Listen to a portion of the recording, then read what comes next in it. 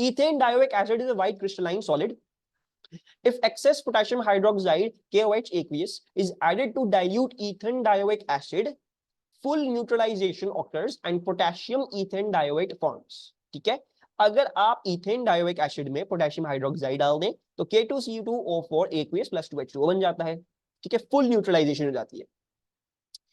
If a small amount of potassium hydroxide is added, मतलब आप access नहीं डालो, अब आप क्या करो, अगर आप स्मॉल अमाउंट डाल दो तो partial neutralization takes place and not all H plus ions in the acid are replaced by K plus ions. ठीक है, not all of the H plus ions are replaced by K plus ions. ठीक है, कुछ महदूद ही फिर remove होते हैं. Instead an acid salt forms. Instead क्या होता है, एक सॉल्ट ऐसी फॉर्म होती है जो कुछ हद तक सॉल्ट भी है और एसिड भी है, which crystallizes to form a solid with the formula KaHbC2O4C.H2.DH2O. ठीक है, कुछ ऐसी चीज बन जाती है पार्शियल न्यूट्रलाइजेशन पे जब आपका एक्सेस में नहीं है KOH. The letters A, B and C represent a ratio of the numbers of the species present in the compound and may not necessarily be whole numbers. This is very important. हो सकता है whole numbers ना हो तो हमें घबराना नहीं है, हम whole number के अलावा वाला ही आंसर लिख देंगे.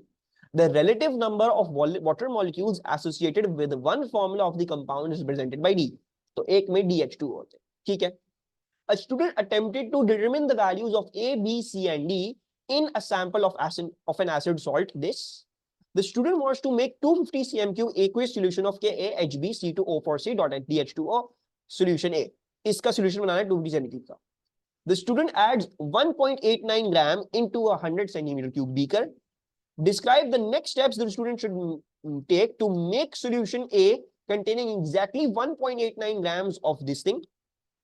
Give the name and the capacity of the apparatus which should be used and describe how the student should ensure the volume is exactly 250 cm3.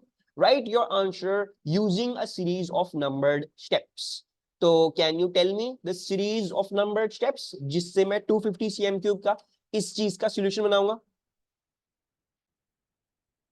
You distilled, सबसे पहले तो आप बीकर में क्या करेंगे, इसको डिसॉल्व करेंगे. ठीक है, बिकॉज अभी हमने बीकर में सल्फेट डाला हुआ है, तो let's also put some water in the beaker to dissolve this whatever 1.89 grams we have. So let's say use distilled water to dissolve acid salt in beaker. Okay, the chat has exploded. एक second, मैं पढ़ रहा हूँ, एक second दो बच्चों. Dissolve the salt in the beaker. आप लोगों ने क्या क्या लिखा है? Dissolve the solid with distilled water. ठीक है. Dilute the crystals, pass through filter paper, the washing to volumetric flask. अच्छा, अब इधर मैं कुछ चीजें बताऊँ. Add distilled water, use electronic water. Electronic water, mass already added. We don't need to use an electronic balance. ठीक है. Add to volumetric flask. ठीक है. Add water, dissolve it. ठीक है. Balance. You shake it. ठीक है. Sir, what year is this? I have no idea. कहीं उधर उधर होगा, मुझे याद नहीं है. Transfer the washing the beaker. Okay. सही है. Okay. Now, use distilled water to dissolve acid in salt in the beaker. This is very important. सबसे पहले beaker में भी सिर्फ mass डाला हुआ था. Mass इन्होंने अभी आप लोगों को already measure करके डाल दिया उसमें. ठीक है. So you don't need to further measure the mass, further do anything. आपको पता है भाई यही चीज. ठीक है, आपने कर दिया. आपने फिर पानी में डाल के उस बीकर में जो भी सॉल्ट थी वो आपने डिसॉल्व कर ली. दूसरी बात जो है, इसमें फिल्टर पेपर या रेजिड्यू को अलग करने की जरूरत नहीं है. Right, the reason for that is because यही चीज है, सिर्फ हम इसी का पूरा सोल्यूशन बना के वही वॉल्यूमेट्रिक फ्लास्क में डालना चाह रहे हैं. पहले क्वेश्चन क्या था, लॉन सैंड था. लॉन सैंड जो है वो पूरा का पूरा Fe2+ नहीं था, only a little bit of it was FeSO4.7H2O. So we needed only that, और फिर उसमें कुछ ना कुछ रेजिड्यू बचेगा तो उसको फिल्टर आउट भी करना पड़ेगा. इस केस में since this is what we want to dissolve, और हमारे पास है ही बस ये, और कोई चीज नहीं है ना इसके अलावा, सो यही पूरी चीज डिसॉल्व कर जाएगी. हमें ये पूरा का पूरा डालना है, कुछ फिल्टर आउट नहीं होगा इस केस में. ठीक है. The next thing is going to be, you are going to transfer it into 250 cm3 का वॉल्यूमेट्रिक फ्लास्क. बहुत इंपॉर्टेंट, जब वो बोल रहे हैं भाई give the name and capacity, तो कैपेसिटी भी आपने जबरदस्ती लाजमी देनी है. वॉल्यूमेट्रिक फ्लास्क आते हैं 250 cm3 के ही है अबूमन, लेकिन आपने फिर भी लिखना है. सो transfer the solution to a 250 cm3 volumetric flask. फिर आप लोगों ने बोला सर वॉशिंग्स ऐड कर दें. You guys are correct. ठीक है जी. ट्रांसफर वॉशिंग्स of beaker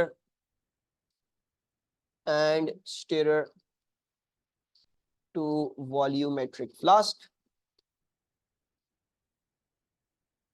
इसके अलावा फिर क्या बोला आप लोगों ने? आप लोगों ने बोला सर डिस्टिल्ड वाटर इस्तेमाल करके 250 सेंटीमीटर क्यूब तक आप पूरा पूरा कर देंगे, ठीक है जी। रिंस द बीकर हो गया ना, ट्रांसफर वॉशिंग ऑफ बीकर, तो उसका मतलब है बीकर रिंस करने के बाद ही वॉशिंग ट्रांसफर होगी, ठीक है।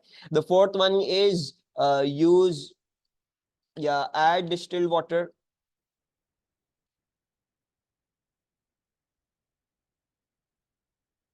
To 250 cm cube mark of volumetric flask.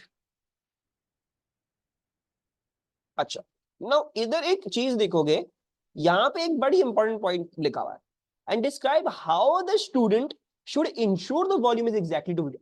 और इन्होंने बोला भाई जबरदस्ती बोला है आप इंश्योर करो 250 सेंटीमीटर हो।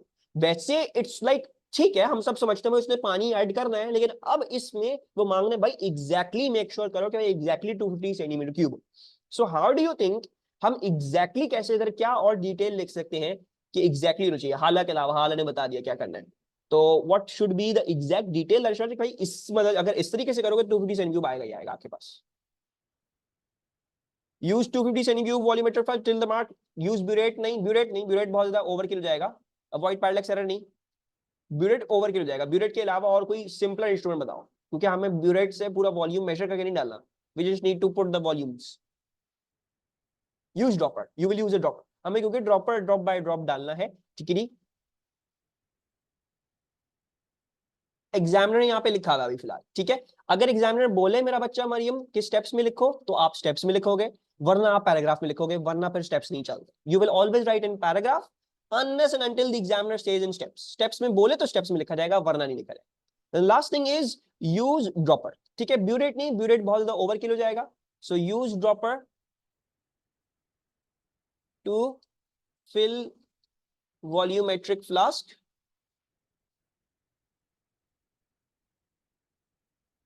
Near 250 cm cube mark. तो क्योंकि यहाँ पे स्पेसिफिक उसने बोला भाई मेक श्योर करो कि ये यही हो, तो हम इधर एक और डिटेल लिख रहे हैं। वैसे अमूमन ये नहीं भी लिखोगे तो कोई मसले की बात नहीं है, but it's just an added point for you. अगर आपको कहीं भी किसी भी आंसर में लिखना है तो एक हो सकता है आपको वहां पे मार्क मिल जाए। इधर लिखा हुआ स्पेसिफिक, इसका स्पेसिफिक मार्क होगा इधर, हो सकता है और दूसरे आंसर्स में आपको इसका मार्क नहीं नजर आए, ठीक है। So this is very important, question को पढ़ना हमने जो है वो बहुत लाजमी तरीके से है, सही तरीके से। अच्छा, फिर आ जाते हैं determining the number of moles of C2O4 2 minus present. अच्छा, ethane diovate ions react with manganate 7 ions in acidified conditions as shown. ये react करता है with acidified manganate ions और ये चीज फॉर्म हो जाती है। Manganate ions are a very deep purple in color. All other species appear colorless. ठीक है? The reaction takes place above a temperature of 70 degrees Celsius. The student carries out a redox titration using the following steps. Step 1 क्या है? The student rinses and fills the burette with 0.02 mol per dm cube MnO4 minus. ठीक है, मैंने आपको बताया था ये step बहुत इंपॉर्टेंट है।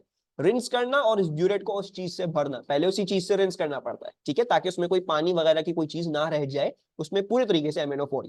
अच्छा, ये कर लिया उसने एक ब्यूरेट में ये सब चीजें भर ली हैं। The student uses a pipette to transfer 25 cm cube of solution A to a conical flask. ठीक है, तो वो अपनी बेसिकली टाइट्रेशन के एक्सपेरिमेंट प्रिपेयर कर रहा है। उसने 25 cm cube का पोर्शन भी डाल दिया कॉनिकल फ्लास्क में। The student adds 20 cm cube and excess of 0.45 mol per dm cube H2SO4 to the conical flask. तो उसने ये एक्सेस भी इस्तेमाल कर लिया, वो भी डाल दिया कॉनिकल फ्लास्क में। The conical flask is heated until a temperature of about 80 degrees Celsius is reached. The student adds MnO4 minus from the burette until an and point is reached. ठीक है, तो क्वाइट मेरे ख्याल से कोई step 1 to step 5 कोई ऐसी कोई रेवोल्यूशनरी कोई ऐसी कोई हरकत नहीं करी इसने। जो जैसे सिंपल हम टाइट्रेशंस करते हैं, बस एक स्टेप इसलिए ज्यादा है कि H2SO4 इसने डाला हुआ है क्योंकि वो कैटलिस्ट है, that's needed in the reaction. The student repeats the titration until concordant readings are achieved. What are concordant readings? Do you guys know what are concordant readings? Reading with a 0.1 cm cube का difference, ठीक है, same ही होती हैं और इसकी specific definition है, आप जब तक टाइट्रेशन करते रहोगे जब तक आपके पास 0.1 cm क्यूब की के अंदर अंदर आपके पास रीडिंग्स नहीं आ जाती। This is this more specific, consistent same नहीं लिखेंगे हम, इसमें लिखेंगे रीडिंग्स या titres with difference of only 0.1 cm cube, these are concordant readings. ठीक है, और हम जब तक जो है वो अपनी एक्सपेरिमेंट करते रहेंगे repeat until unless you get these concordant readings. So titers with readings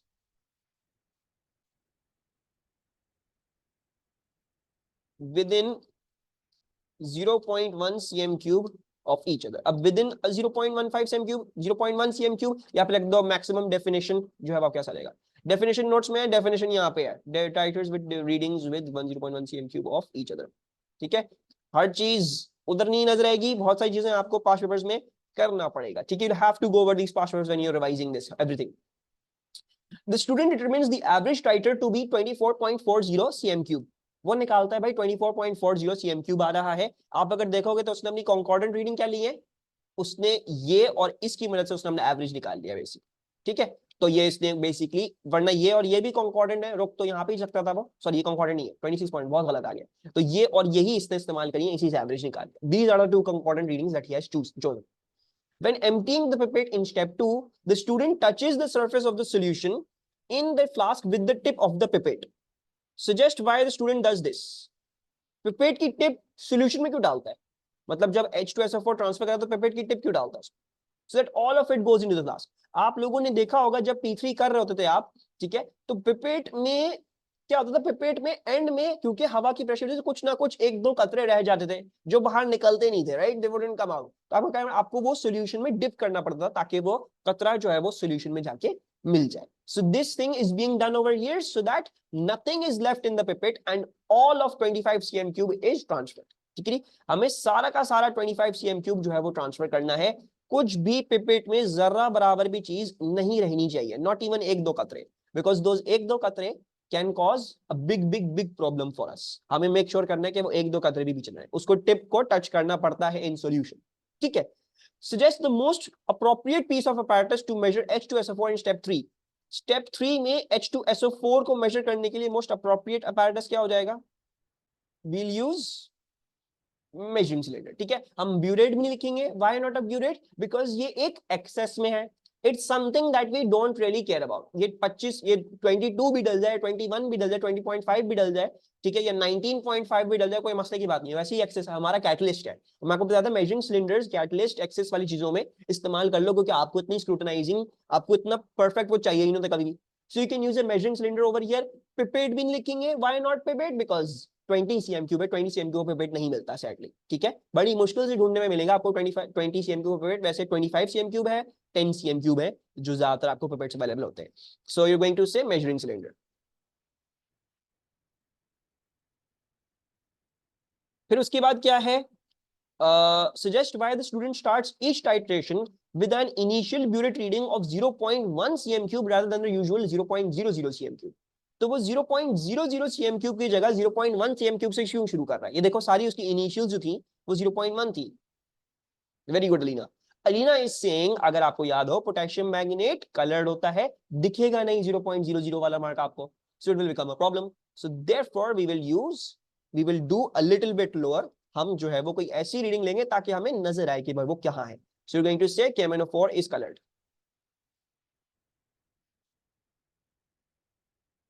So KMnO4 is colored.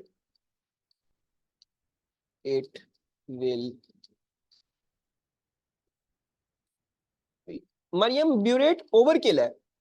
Overkill बिला वजह में जाया होगा ब्यूरेट. इतने ब्यूरेट मतलब कैटलिस्ट है ना, एक्सेस में ही डालना है, तो क्या इसके लिए हम इतनी ख्वारी क्यों करें, मेजरिंग सिलेंडर से ही डाल लो, राइट. अब तुम अगर इधर ब्यूरेट लिखोगे तो मार्क्स कटेंगे. भाई एक्सेस में है ना, इन्होंने बताया एक्सेस में कैटलिस्ट है, तो छोड़ो, मरियम मेजरिंग सिलेंडर से करके डाल दिया तुमने. ठीक है, ब्यूरेट ओवरकिल हो जाएगा, फालतू की तुम्हारी ख्वारी हो जाएगी, और वो सजेस्ट नहीं करेगा एग्जामिनर कभी, वो उधर मार्क्स काटेगा उसके. KMnO4 is colored. It will be hard to see 0.00 cm cube reading. ठीक है मरियम.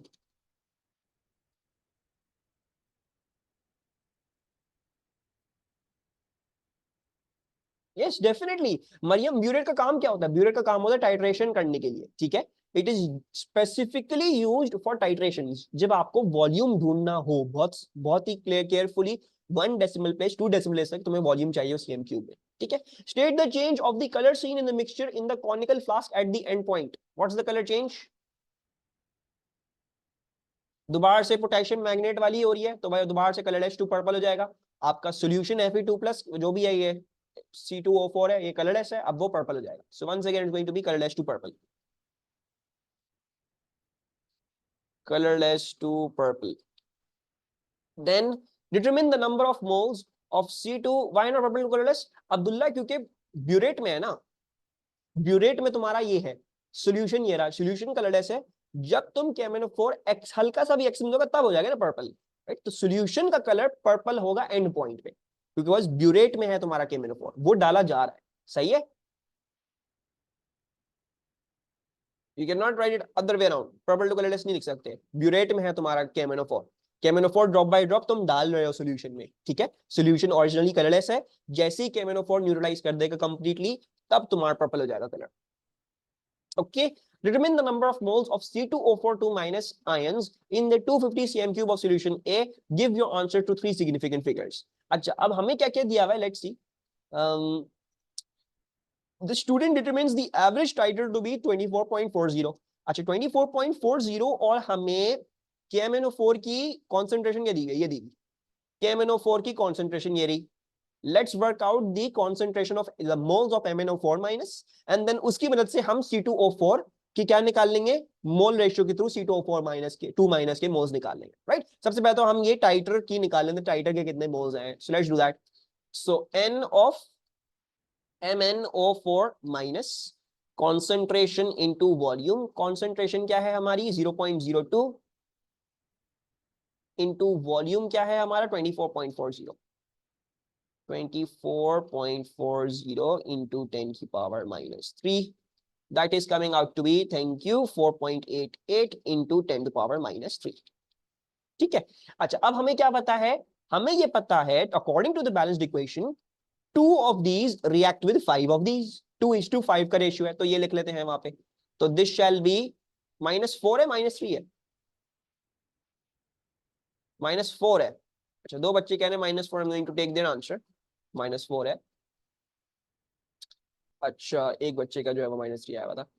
तो MnO4 माइनस और C2O4 2 minus, MnO4 minus is to C2O4 2 minus, we can see that this is 2:5, 2:5। मुझे इसके पता चल गए MnO4 के 4.88 into 10 की पावर -4 है। I want to work out how many x moles of C2O4 were present in 25 cm³। ये जो हम निकालेंगे 25 cm³ में निकलेगा, 250 cm³ में हमें करना पड़ेगा, बिकॉज हमने टाइट्रेशन 25 cm³ के हिस्से की करी है। So we can now work out whatever the x is. X आ जाएगा हमारे पास 5 into 4.88 into 10 to the power -4 divided by 2. That's working out to be 1.22 into 10 to the power -3 moles. ये क्या है, ये है moles of C2O4 2 minus in 25 cm³, क्योंकि आपने titration करी है 25 cm³ के सैंपल की। अब हमें क्या करना है, अब हमें 250 cm³ में ढूंढना है, तो वो कैसे निकलेगा, 25 में कितना था, 25 में इतना था, 1.22 into 10 to the power -3। हमें निकालना है 250 में हमारे पास कितना है। So this into this and you will work out x हमारे पास आ जाएगा into 10 करके, that should work out to be 0.0122 moles. So we are getting this. अच्छा, अब इसको राउंड ऑफ कितना करें। Now if you look at your data, basically हमने ये इस्तेमाल करी है, यही डाटा इस्तेमाल, बाकी तो हमारा सिर्फ रेशियोज था ना। And if you go back to your thing, ये data this is given to you 3 significant है, 3 सिग्निफिकेंट लिखा हुआ है, अच्छा 3 लिखा हुआ है, ठीक है। तो 3 सिग्निफिकेंट दे देते हैं, 3 सिग्निफिकेंट क्या हो जाएगा, 0.0122 हो जाएगा, 0.0122 मोल्स हो गया, ये चीज हमारा ये आंसर हो गया। Any problem still over here, मुझे क्वेश्चन जो है वो सही तरह से पढ़ना चाहिए। सारी चीजें इसमें मैंने बैठ गया। Okay, now if you were unable to calculate blah blah blah whatever, the student then does an acid base titration of solution A to determine the values A and B in KaHbC2O4 D.D2H2। अभी क्या कर रहे हैं, अब ये redox titration नहीं कर रहे, अब क्या कर रहे हैं, अब इसकी एसिड बेस टाइट्रेशन कर रहे हैं। They're asking you suggest the name of a suitable reagent to use in this titration। अगर मैं इसकी एसिड बेस टाइट्रेशन करना चाहूं तो मेरा रिएजेंट क्या होना चाहिए, YNaOH, because it's an acidic salt. अगर याद हो तो आपको इंट्रोड्यूस इस चीज से करवाया गया था, it is an acidic salt, it's an acid salt, ठीक है। इसमें H प्लस है, ये देखो H भी है, इसमें H प्लस लूज होंगे, तो आपको ऐसा कोई चीज चाहिए जो इस H प्लस को न्यूट्रलाइज कर सके, so you're going to use NaOH aqueous, this has to be used.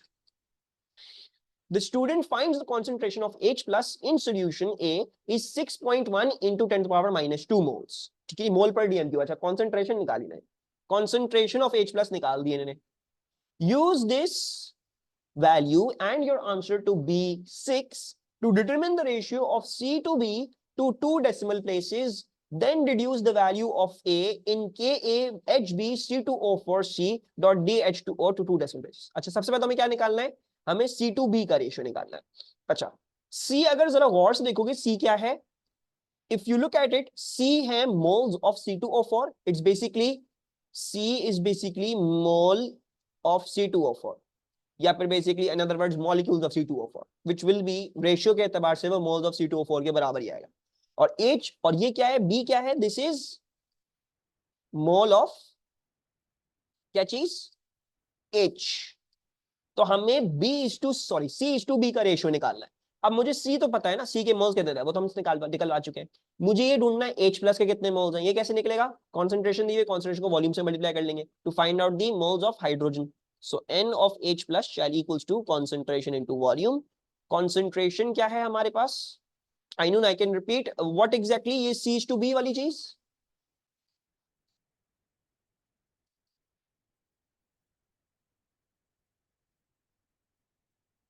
अच्छा देखो, आइनून, जब मैं बोलता हूं H2O आइनून, इसका बात का मतलब क्या होता है, अगर तुम आइनून you were suppose to dissociate this whole thing, इसको तुम अगर तोड़ देती तो तुम्हें 2 H मिलते और एक ऑक्सीजन मिलता, यही था ना मतलब इसका आइनून. If I were to dissociate, अगर मैं इसको पूरे तरीके से तोड़ दूं, इसके सारे बॉन्ड्स तोड़ के खोल के रख दूं, तो I will get 2 hydrogens of it and 1 oxygen, right. So basically what's this C, this C is telling you if you were to break this compound you would get C moles of C2O4, and B is telling you would get B moles of H, and E is telling you would get A moles of K.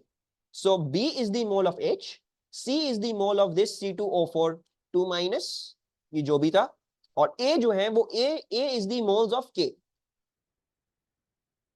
समझ रहे हो इस बात को, यहीं से देखो 2 लिखा हुआ है तो 2 मोल ऑफ हाइड्रोजन हो गए, 1 लिखा हुआ है 1 मोल ऑफ ऑक्सीजन हो गया. So similarly C moles of this, B moles of this, A moles of K.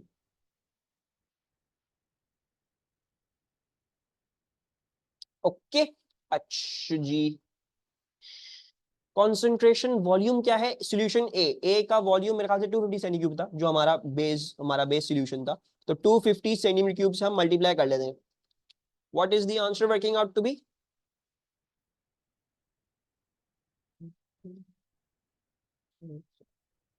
0.01520, 1525 आ रहा है, 0.01525, 0.01525.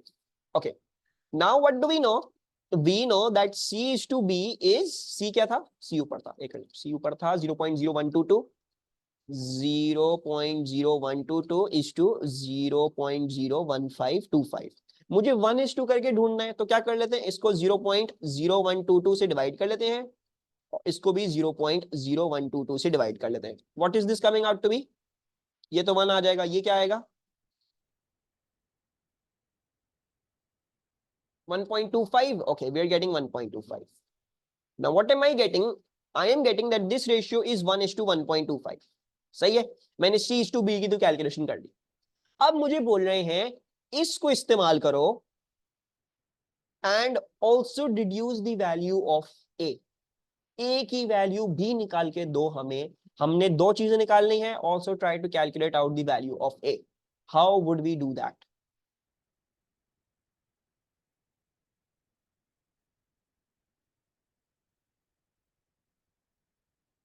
Any ideas. तो देखो, अब इन्होंने ए के लिए कोई टाइट्रेशन नहीं करी, इन्होंने के मोल्स निकालने के लिए कोई टाइट्रेशन, कोई पोटेशियम के साथ स्पेसिफिकली ने कोई रिएक्शन नहीं किया. तो आस्किंग यू, भाई हमने आपको इतनी इंफॉर्मेशन दे दी है, इतनी इंफॉर्मेशन की मदद से अब आप ये निकालो कि ए क्या आ रहा है आपका. H and K will be same ratio, H and K will be same ratio. अच्छा, एच एंड के सेम रेशियो होंगे। ऐसा कैसे हाल हमें पता नहीं है ना, H2B 1:1 तो नहीं है, we don't know about that. I don't think we know that कि H2B जो है वो 1:1 का रेशियो है, हमें ये नहीं पता। क्या करना चाहिए मेरे बच्चों, कुछ आ रहा है समझ में?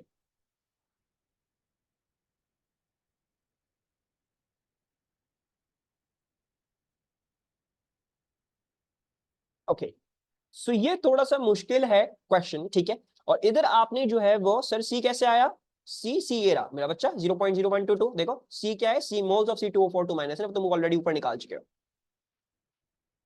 ठीक है। अच्छा, क्या 2 - 2.12, 2 - 1.25, वाई 2 में से क्यों सब्ट्रैक्ट कर रहे हो? सही कर रहे हो, लेकिन वाई 2 में से सब्ट्रैक्ट कर रहे हो?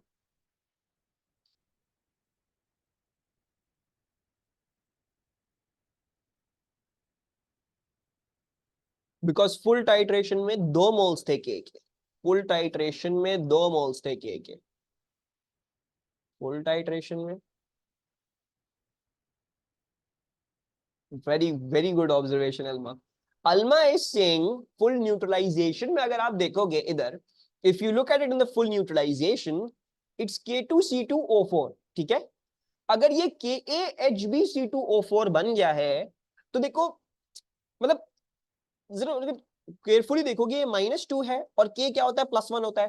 तो 2 × +1 +2 -2 0, इसलिए न्यूट्रल कंपाउंड बन रहा है ये, राइट। इधर भी क्या होगा, ये KaHb है। अब आपको ये अगर बता दिया उन्होंने कि दे हैव, मतलब बेसिकली देखो ना, मतलब अभी भी ये -2 तो है ना, दिस थिंग इज स्टिल -2, ये जो भी चीज आपकी ये -2 है, राइट। दैट मीन्स यहाँ पे क्या होगा, यहाँ पे भी +2 होना चाहिए, so to make it a neutral compound, right. I go back to that page, वहीं पे करता है इसकी वर्किंग। मैं क्या बोलना चाह रहा हूं, I am going to use the charges to calculate it out. मुझे पता है C2O4 का, मैंने C को बना दिया 1, मैंने इसको कैसे कर दिया, लेट्स लुक एट दिस। मैंने अब बोला है कि A है, H जो है वो क्या है, H आपका 1.25 है, और C2O4 आपका जो है वो है 1, ठीक है। अब या तो ये चीज राइज करो कि पहले जो थे वो K कितने थे, 2 थे, ठीक है। अभी भी आपको कितना चार्ज चाहिए, अभी भी आपको ओवर, अभी अगर इधर चार्ज -2 है ना, C2O4 का तो 2 -2 ही है। अभी भी हमें इधर क्या चाहिए, अभी भी हमें इधर चार्ज +2 का ही चाहिए, right. We still need this thing to give us an overall charge of +2, because ये 1 है, 1 × -2 तो इधर इसका चार्ज +2 होना चाहिए। अब हमें क्या पता है, हमें पता है पोटेशियम का चार्ज +1 होता है, वी नो दैट। और हाइड्रोजन का चार्ज क्या होता है, हाइड्रोजन का चार्ज भी +1 होता है। So what do we know, that A × +1 यानी A plus 1.25 into +1 is 1.25, that will equal to the charge that is +2, and therefore A will equal to 2 - 1.25, which is coming out to be 0.75। ये समझ आया? हमने ये देखना भाई, पहले K2 था ना, अब K को हटा के उसकी जगह H आया, तो अगर H 1.25 आया तो बाकी K कितना बचा होगा, 2 - 1.25, 0.75 बचा है, राइट। इतना मुश्किल, इतना मुश्किल है। This is a technique, obviously technique सीखनी है, पहली पहली दफा देखेंगे टेक्निक्स तो यही होगा, थोड़ा सा मुश्किल तो लगेगा। Is this clear? Use your answer to B4 and C2 and other information given in the question to determine the mass of 1 mole of KaHbC2O4.dH2O and hence determine the value of D to the nearest whole number. If you were unable to calculate an answer to C2, you may use A equals to 0.30 and ratio C is to B 1:1.60. These values are not the correct values. अच्छा, अब हमें क्या करना है, हमने मास निकालना है 1 mole of this thing का। अच्छा,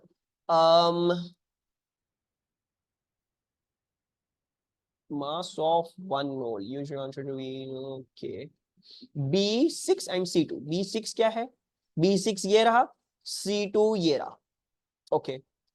लेट्स राइट दिस। सबसे पहले तो मुझे ये पता है कि मेरा K जो है उसमें से A 0.75 है, H जो है वो मेरा 1.25 है, और C2O4 मेरा एज इट इज 1 ही है, ठीक है, इट्स 1 C2O4 ही।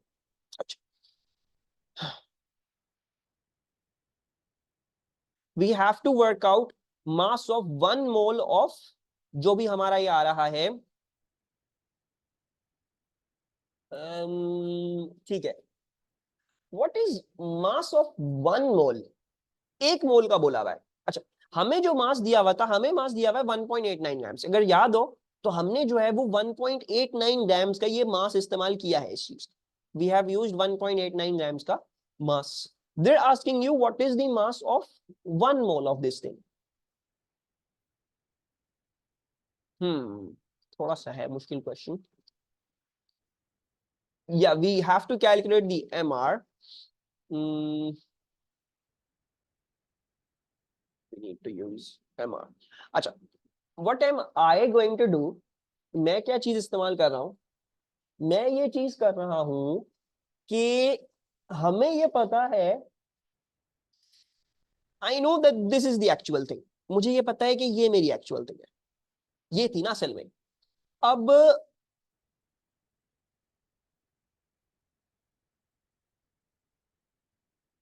ये जब पानी में गया है, राइट, तो पूरी तरीके से डिसोसिएट किया है। एक चीज मुझे ये पता है, आई नो दैट ये जब पानी में डिसोसिएट किया हुआ होगा तो 0.75 इसने मुझे K प्लस दिया है, फिर उसने मुझे 1.25 H प्लस दिया है, फिर उसने मुझे एक C2O4 2 माइनस दिया है, और उसने मुझे डॉट DH2O दिया। क्या मैं ये कह सकता हूँ ये जब पानी में गया है इसने मुझे ये चीजें देंगे? पानी में पूरा पूरा तरीके से टूटा है। It has given me all of these things, right? Now, can I say that the moles of the moles of C2O4 2 minus is going to be the moles of this thing, because 1:1 का ratio है इन दोनों के बीच में. There is a 1:1 ratio. That means that I know the moles of this thing. The moles of K 0.75, H 1.25, C2O4.DH2O is equivalent to इसके moles जो आ रहे हैं मेरे पास 0.0122. I am getting 0.0122 और मुझे इसका मास भी पता है. I know the mass of this thing as well. इसका मास जो हमने ओरिजिनली डाला है वो 1.89 ग्राम्स था, if you remember. अब मास ऑफ वन मोल क्या होता है? What is the mass of one mole? The mass of one mole is actually mr. ये आपसे पूछ रहे हैं mr निकाल दो. mr को ग्राम्स में स्टेट कर दो, ये होता है mass of one mole, right? So basically we want to calculate the mr. mr कैसे निकलेगा? Mass equals to mole upon mr यार. mr will equal to mole upon mass. So I need to divide 0.0122 by 1.89 grams. Mole upon mass. So this should give me the mass of one mole, that is my mr that I'm wanting. 154.918 grams. ये बात समझ में आई सबको?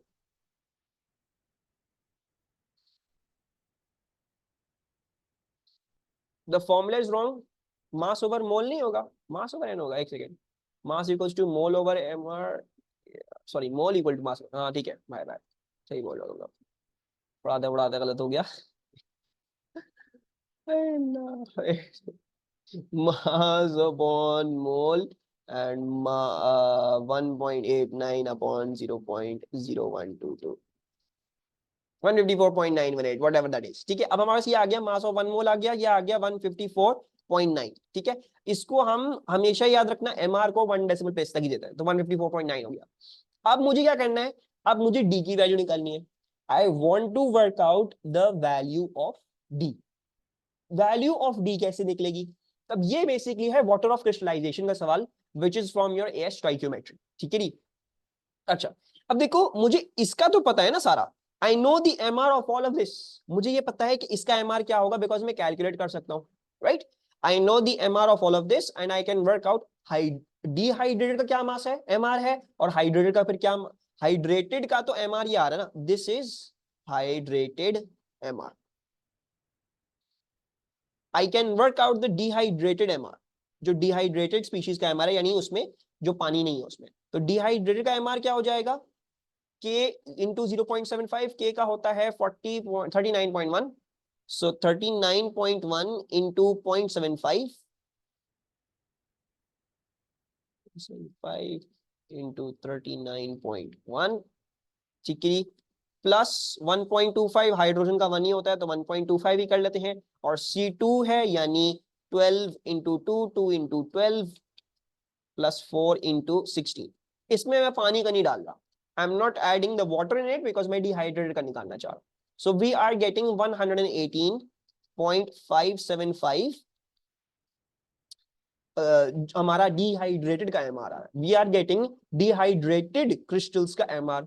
अब देखो ये जो difference आ रहा है दोनों के एमआर में किस वजह से आ रहा होगा? पानी की वजह से आ रहा होगा, right? So I can work out the MR due to water.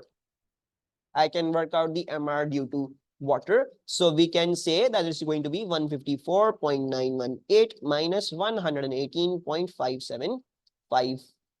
That works out to be 36.335, 36.343. इतने अलग अलग 36.335 आ रहा है. ये आ गया. और अब मैं इसकी मदद से क्या निकाल सकता हूं? मोल्स निकाल सकता हूं पानी के. So now we can work out the moles of H2O. Moles कैसे निकलते हैं? मास, mass divided by MR, right? Mass divided by the AR या MR, whatever thing is. So we're going to do mass divided by the MR. It's going to be mass is 36.335 divided by 18. So you're going to get approximately 2343 आ रहा है. कोई बात नहीं, कुछ भी आ रहा है उसको हम देख लेते हैं. whatever, हमारा आंसर फिर भी तकरीबन यही आएगा. 2 पॉइंट समथिंग कुछ आएगा. 2.019 आ रहा है. 2.019 को हम राउंड ऑफ 2 ही कर लेते हैं, वरना आप 2 पॉइंट नहीं 2 ही कर लेते हैं बस. It should be good enough for us. So we going to write value of D is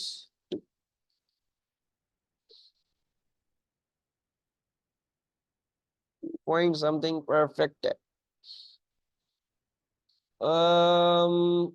2.02 आ रहा है. May be you can also quote 2.02 over here. 2.02 लिख लेते हैं, चलो कोई मसले की बात नहीं है. सही है. Is this question clear? कोई प्रॉब्लम इसमें? All this for 2 marks. Yes. A second student uses another method to determine D. Crystals of the sample with known values of A, B, and C are heated in a crucible to remove the water molecules. Construct a results table to show the readings that would need to be taken during this experiment. तो इस experiment के दौरान हमें अगर water of crystallisation ढूंढना है, so what readings will we need to take when we are heating it, जब हम हीटिंग के थ्रू वाटर ऑफ क्रिस्टलाइजेशन ढूंढना चाह रहे हैं. सो क्या आपको पता है अगर मैं एक क्रिस्टल में से उसका वाटर ऑफ क्रिस्टलाइजेशन निकालने की कोशिश कर रहा हूं थ्रू द हीटिंग वाला मेथड, तो मुझे क्या क्या वैल्यूज लेनी पड़ती हैं? P3 में करके आए हुए होगे. मास बिफोर एंड आफ्टर हीटिंग, बस इतना सा टेबल बनेगा. मास ऑफ क्रूसिबल हो गया, ठीक है. Mass of crucible with solid after heating, mass of change in mass. Table बनाना है, देखो टेबल बनाना है. चेंज इन मास तो इस टेबल में से निकल आएगा ना. मेरा टेबल कैसे देखेगा मुझे? Let's copy paste this table. Table को आप जितना एलैबोरेट बनाओगे उतना आपके लिए ज्यादा अच्छा होगा, ठीक है. सबसे पहले मास ऑफ एम्प्टी क्रूसिबल निकाला जाएगा. You have to work out mass of empty crucible, तो पहले वो होगा. फिर mass of crucible plus crystals before heating, crystals डाल दिए उसमें, ठीक है. मैंने लिड स्पेसिफिक लिखा, लेकिन अगर कोई बच्चा ये लिखना चाहे इसके साथ साथ कि mass of empty crucible plus lid, यहाँ पे भी प्लस लिड, यहाँ पे भी plus lid and plus lid and so on so forth. आप सब में लिड भी डाल, ठीक है. यहाँ पे कोई स्पेसिफिक रिक्वायरमेंट नहीं है, क्योंकि क्रूसिबल ये हर जगह ही लिड है, तो मैंने लिड लिखा नहीं. क्रूसिबल से ही मेरा मतलब है पूरा जगह आपके पास लिड ही है. सो मास ऑफ एम्प्टी क्रूसिबल, सबसे पहले इसकी रीडिंग ली जाएगी, फिर उसमें क्रिस्टल्स ले जाएंगे, उसकी रीडिंग ली जाएगी, ठीक है. ताकि आपको ये पता हो आपने कितना मास डाला है क्रिस्टल्स का. फिर mass of crucible crystals after heating, एक दफा आपने हीटिंग करी वो निकालोगे मास. फिर आपने क्या किया? फिर आपने रीहीट किया, फिर आप दोबारा मास लोगे, फिर आप तीसरी दफा रीहीट करोगे. और तीसरी दफा रीहीट क्यों करते थे? ताकि हम ये देख लें कि हमारे मास कांस्टेंट आ गया कि नहीं आ गया. When the mass becomes constant, फिर हम हीटिंग मजीद नहीं करते हैं और फिर हम देख लेते हैं we do the further calculation जो भी हमारी होती है, right? So सबसे पहले mass of empty crucible, mass of crucible plus crystals before heating, then heat it, take the reading, then heat it again, take the reading, then take a third time heating after again, so that you know constant हो गया अगर तो सही है, अगर constant नहीं हो तो फिर भी हम इसको रिपीट करते हैं, टेबल और लंबा बनता जाएगा. बट जनरली स्पीकिंग 2 दफा रीहीट करने पे हो जाता है वो कांस्टेंट आ जाता है मास आपका, ठीक है. क्योंकि आप स्ट्रॉन्ग हीटिंग कर रहे हो तो 2-3 मिनट के लिए, तो वो कांस्टेंट हो जाता है वो मास. Is this clear?